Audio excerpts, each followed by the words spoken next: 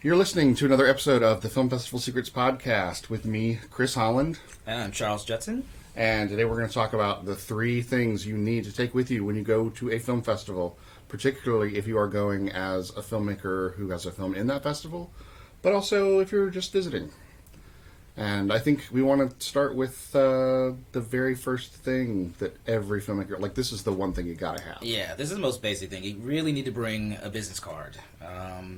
With your information, your contact, as soon as someone has asked for it, you should be able to whip that out. A lot of filmmakers go to a festival and, they say they don't have it.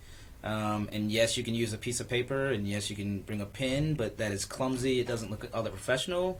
And chances are you're probably going to lose that piece of paper. It's crazy, Charles, though. This is 2013, and we're still relying on little pieces of cardstock to exchange information. What's up with that? Yes, because, one, it's much easier. I mean, you're at a party. They're quick and easy to hand to somebody. They have important information that sometimes you forget, like with the company.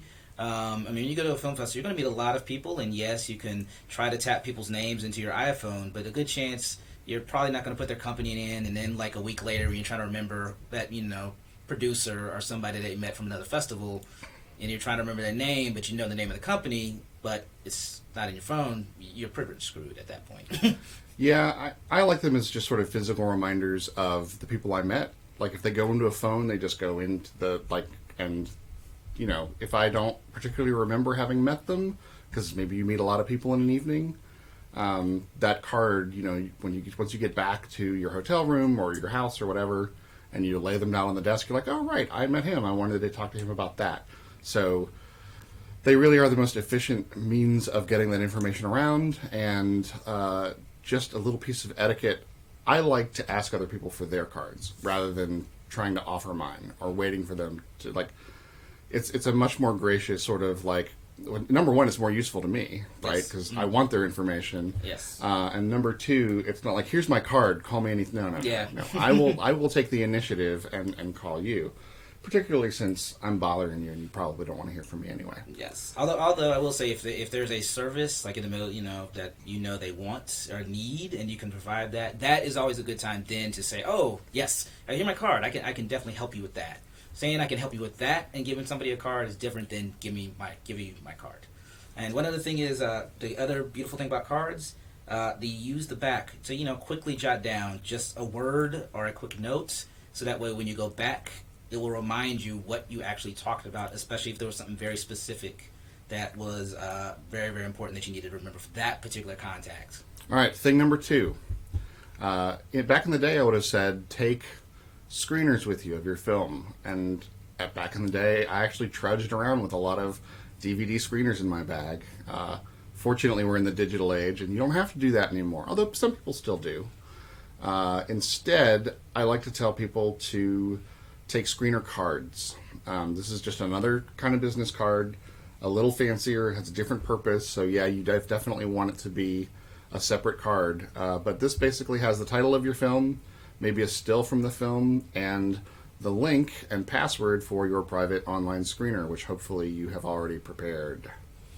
Yes. That is super useful. It's incredibly difficult to keep track of DVDs, and there's always a good chance you probably can only carry 3 or 4 DVDs, and as soon as you give away those 3 or 4 DVDs and you run into a festival programmer, it's going to be, well, I'll get it to you later, and that probably is never going to happen. But having a stack of 100 cards is not that cumbersome, and you can hand it out for most programmers and anybody that works at a production company or distributor. It's just much easier for them to go and log in anywhere and watch your film, and it's not going to be cluttering up their office. And this also makes you look super professional, because you look like you actually live in the 21st century.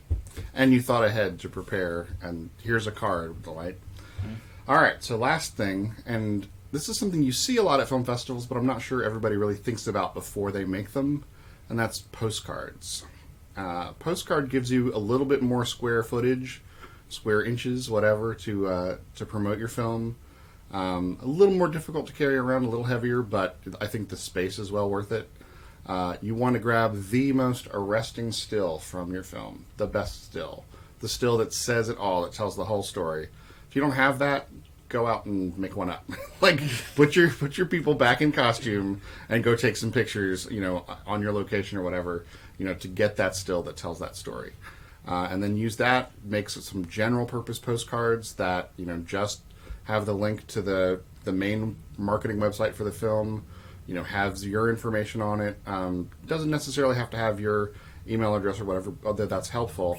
And leave some room to print out stickers that say, playing at the Atlanta Film Festival on March 28th at 9 p.m., because you don't want to print out those cards over and over again. It gets expensive. Yeah, you probably want to practice, find which Avery stock, is going to be that you can print on, sort of the size, and, that will definitely save money, and you don't have to worry about the fact that you have bought 500 cards and you can't use them again because they have the screening for your premiere and you have to cover over them.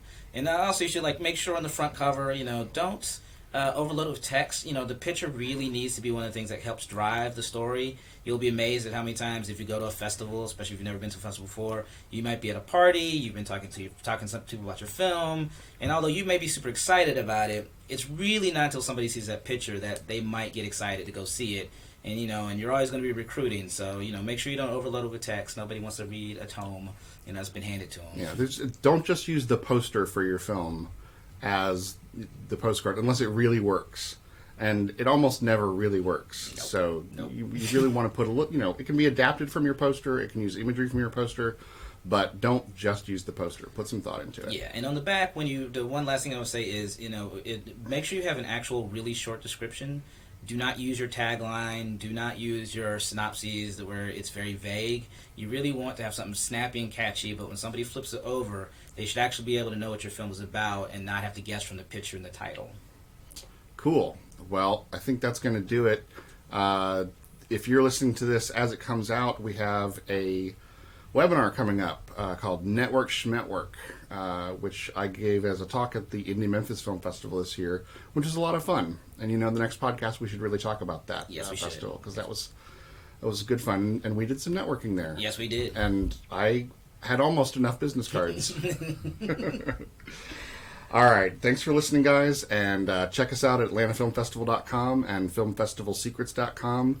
You can find our webinars at atlantafilmfestival.com/webinars. Find us on Twitter at ATLFilm365. We have a Facebook page, I'm told. Yes, we do. Are we on the Instagram? Yeah, we're on the Instagram as well. Facebook.com/Atlanta Film Festival and Atlanta Film Festival on Instagram. You'll find us. I'm Chris Holland. I'm Charles Judson. Thank you so much for listening. Thank you.